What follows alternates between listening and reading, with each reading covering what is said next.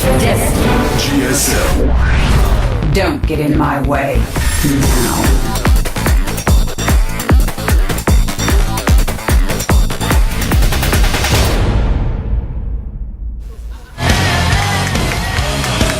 Alright guys, and we are back. We are heading into another match here at the GSTL. Prime up against TSL, and this is going to be a good one. After Hyun was just defeated by Creator, we now have a Terran player facing the WCS Korea champion. It is Holt. Yeah, and I'm pretty curious to see if Holt can do this. This is going to be epic. We already saw Creator just demolish Hyun with a nice timing attack. Now, I mean, Creator revolutionized this matchup, PvT. He is an expert. The thing is that Holt was actually able to take down Creator when those two teams faced each other in the IPL Team League. So Holt was able to take down the Protoss, but earlier this year we had two best-of-3s between Creator and Holt, and both of them ended in favor of the Prime player. So this is going to be a really interesting match. Holt, of course, is pretty good at this matchup. He's really good against Protoss, and he had to face also Rain in his Code S group. What an interesting map choice, by the way. Yeah, we have Muspelheim here. I don't think I've really seen this map chosen this early before. I think the one time I saw that was in that PvP with the Cannon Rush, where it seemed like it was a very clear map choice for that strategy. Holt on this map, I mean, this is a cool matchup for this map. Like I said in the past, I really like it because I feel like the way that the map forces engagements with all the ramps and choke points, you really have to be very map aware to be able to take the right engagement. Creator is looking strong today. I really want to see how he's going to approach this matchup. This guy is looking stronger every single time that he's playing in the GSL, and now we have him here at the Team League. The game is about to start, and we will find out if Creator is able to take down Holt after he just beat Hyun. Here we go. Muspelheim is the map. It is Holt against Creator.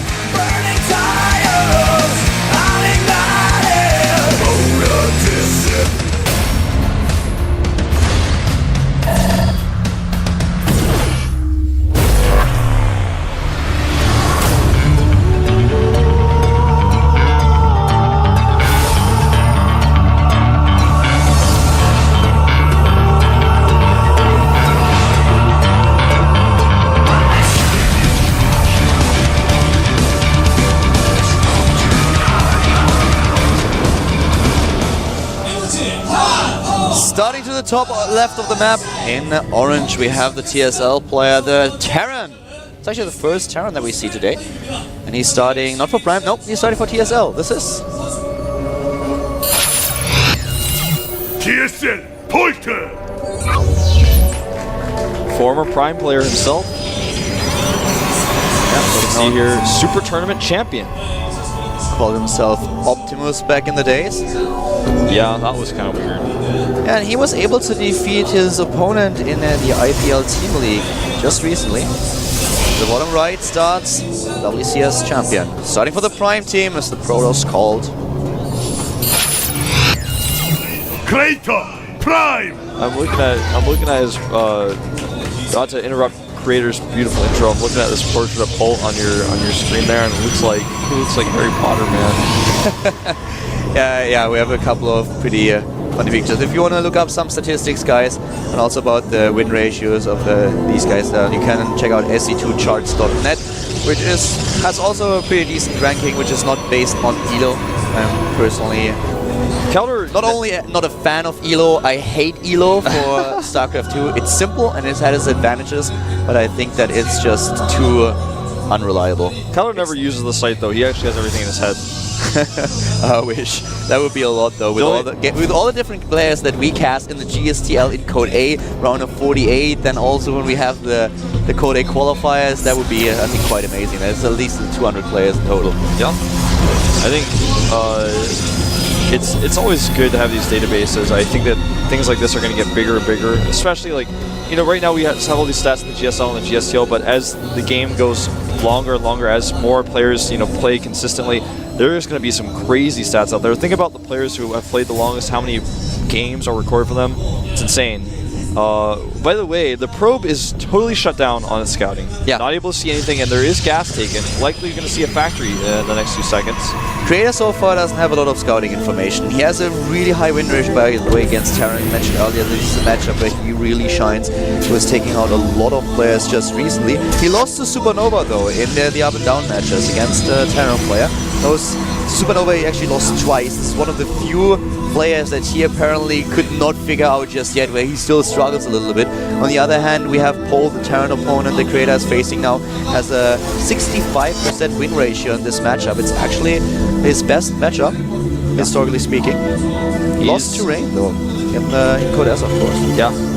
Rain, by the way, I mean, yeah, Rain. If you lose to him, there's no shame. Look at the win rates here, of course, on screen. You can see a little bit more information there as well for GSL specific stats. Nexus goes down here pretty quick for Creator, who's still a little bit in the dark. He's really, you know, with a choice like this, it's not too risky, but it's a little bit less safe than, for example, trying to get a robotics first to scout what your opponent's doing. And Paul at this point is going for Hellion, starts with Hellions first, but of course he's also with the Star Pod on his way. So far no expansion, he's playing this one base play.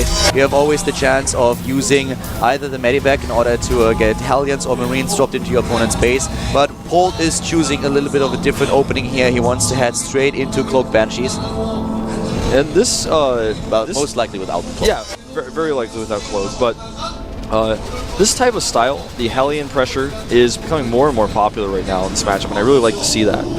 It's almost reminiscent of Vulture play in StarCraft 1, but you just force your way in here. He's going to drop a force field down, but if he misses it, oh, that was close. Nicely done, but the Hellions are useless here. Yeah, the Hellions can't do anything with those two sentries on the high ground. Very good job by Creator, just completely blocking them out. And, you know, I'm feeling is Abyssal City in the GSTL map pool? I don't think so. Because only Grand Lagoon. With all the Code A matches that we are casting recently, the map pools are sometimes very easy to mix up. Yeah. That's a map that I would have expected, and it can't be in there because Protoss players just hate this map and Terrans kind of love them.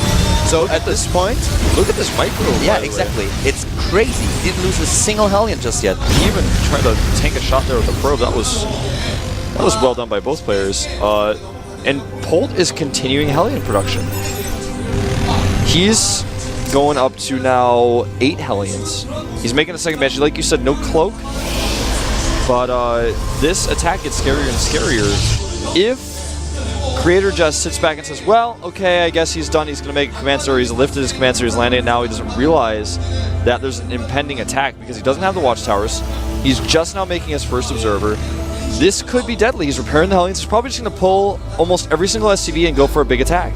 And this is one of the scariest things that you already mentioned. It's just like, the point is, if usually you would expect a little bit of pressure, then the follow-up, going for an expansion, trying to do some damage, but the longer the Terran player waits to get his expansion, the more scarier his pushes get. And Polt is now dropping the second command center, but it's very late if you compare it to the style that we've seen from him in the past. The amount of Hellions on the map is currently actually 10. Yeah. And he did stop there to make the command center. His army supply is, at this point in time, 36 against 24, and he will move in. And with the Observer just now reaching the main base of Paul, there are just no scouting information for Creator. He's got all of his Stalkers in his main, except these two. Oh, that's wow. Not even The close sentry is gone, but he's going straight for the Stalkers. Stalkers. Yes, they're dying, and those Banshees will do so much damage. But the damage is, look at the expansion. Every single probe died. He just lost 16 workers. We have never seen a style like this before. Like, it's actually, this is revolutionary what we are seeing right now. And I always wondered, you know, I think you were with me, or maybe it was with Doa, watching Polt play in his group. He was facing, Polt was making Marauders, and his opponent was making like only Hellions against Marauders. And it just turns out that if you have enough Hellions that just do enough damage because they have AoE, that you can just fight Marauders with Hellions sometimes. It's not cost efficient, but he doesn't have enough Stalkers still. And if those Hellions take down a few, the Banshees can do the rest. Exactly. That's the plan here. He wants to take out the Stalkers. Finally, you know, Creator's realizing, like, maybe I need to pull these Stalkers out of my main. He's not harassing with the Banshees there. But right now we have Creator Prime down in Harvesters. And this is very, very unusual for a Protoss versus Terran, because with the Chrono Boost and the extra time that the Terran player has to spend for his Command Center upgrade, for his Orbital upgrade, that usually means we have additional workers for the Protoss, and the Terran player makes up for this just with his mules, and this is not the case here. The economy is so much better for Polt now, and he's still harassing, he still has those Banshees, and he's taking down more Harvesters in the main base of his opponent. Look at this, 21, 22 Harvesters have been killed, 23, and he just does not stop. I love this idea. Sack the Banshees and kill as many probes as possible, because the Banshee's not going to be useful anymore. Look at it, this is insane. He's actually, I can't believe he's not killing his Banshee. 28 Harvesters have been eliminated by Polt. 29! He's going for 30! Oh my god. And the worker count is now 27 to 41. Creator's like, well, I gotta go. But of course Polt knows this. First of all, he's like, well, you didn't kill my Banshee. There's a reason for that. More Hellions are gonna come and do harassment, by the way. Not a single probe will live. But there's no way this push can work. He's got bunkers set up. Oh my god. Polt wants to set a new record for probe killing in the early game. 38! What? This strategy is so cool. I'm really excited about what this could mean for this matchup right now. I mean, Battle Hellions aren't even in this game yet. There are four bunkers. 4 bunkers. He actually is about to have combat shield. Sim is halfway done, but I mean, this is the last chance of Creator. He has to make his work right He's now. got 2 Immortals and a lot of Force Shields. The SVs were a little bit late on the pull, but I just don't know if he has enough. It certainly doesn't look like he does. There's just so much dying. All Even his SCVs are ready. He knows that he can defend with SCVs. Even if he loses 10, he will still be ahead. And he can't make this work. There's too much. There are 14 Harvesters left for Creator. This is nothing. Polt is completely smacking him down here. Smacks him down.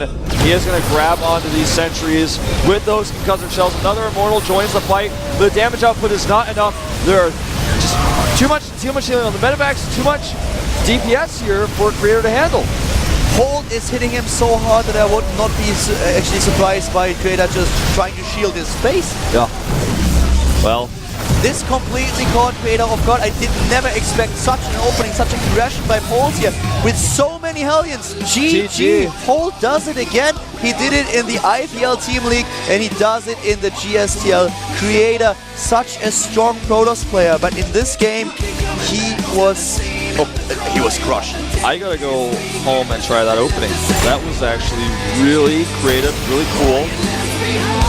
That was awesome. If people open like this more often in this matchup, Protoss are going to have to play a lot safer than that. They may even have to start walling with buildings a little bit to make a funnel for the Hellions, because there was a lot of vulnerability there. In the early game, you can get those Hellions out so fast, they're so quick, that the map distance is not a problem for them. And you have so few units in the early game that if you want to, you can just trade Hellions for probes, because the Hellions won't be killed fast enough. You could just see that Creator never ever expected this out of Polt, and that was brutal to watch. The amount of probes that he lost in the first attack, I think the first Hellion run by cost him 14 Harvesters, and then he basically just did not expect the second wave. And I think in the end, how many do we have? 43, 44? Creator got a little bit flustered at the end as well. He had the ability to kill that Banshee, but it just sat there and killed a ton more probes. The idea, though, of Polt to just sacrifice the Banshees and kill the probes is awesome. But the problem is, he didn't even sacrifice the Banshee. The second one, lived a lot longer. He only had 1 star killing, where 3 could have been shooting at it. So many more probes costs there, and Creator was just like, well, of course I just have to go. There's no other choice here. And I actually thought that, because this is how normally Hellions are played, I thought we were going to see Polt attack with SCVs and just do a big attack and try to end the game, but instead he made a command center. He was like, I did enough damage. I can actually transition here and continue to use my Hellions for pressure. That was well done. Really cool strategy by Polt. He was already in a brilliant position after the first attack when he had the better Harvester count on 2 bases and the additional mules, but then the second one definitely broke Creator's Lioness backbone. Here we go now with the next player for the Prime team. Is it going to be Marine King with the glasses? Yes. Yes. Oh! Marine King against Polt. Count me in. When I first saw Marine King's new hair, I saw it in, maybe it was bad lighting. I don't know what it was, but I was like, I like the reddish, or just the more natural style better. But Oh, he's got the glasses. He's got this new hair. He's doing really well. He wasn't able to succeed in the round of 8 of Code S, but fashion-wise and hairstyle-wise, he is really succeeding right now. Yeah, talking about his Code S games against Life, earlier he said that Life was the one player that he did not want to face.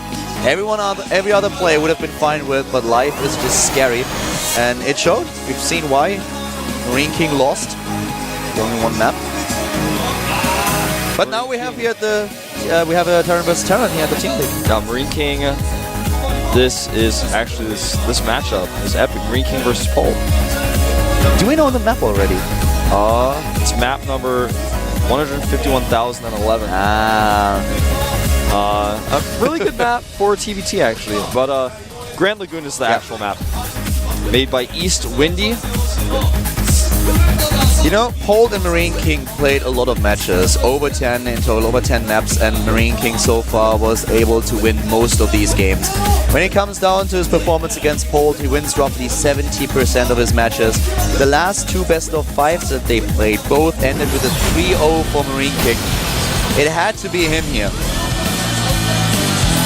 TVT is... This is going to be awesome, man. I love that Holt always sticks to his guns in TVT. He loves his bio style and his Marine Tank. And Marine King is one who's well-versed in all styles. Marine Tank is obviously his favorite and the one that he's best at. He actually really likes Marine Tank. You know, a lot of people say Mech is the best on certain maps. On a map like this, though, Marine King's style really fits it. It's a big map. There's a lot of different spaces to run by with Marines, spread the Marines out. If you give Marine King the tanks and Marines to work with, can he be stopped? That's what we're going to find out. Holt taking 1 game. Will he take a second? This is the GSTL cast by Calder and Wolf. Prime against TSL.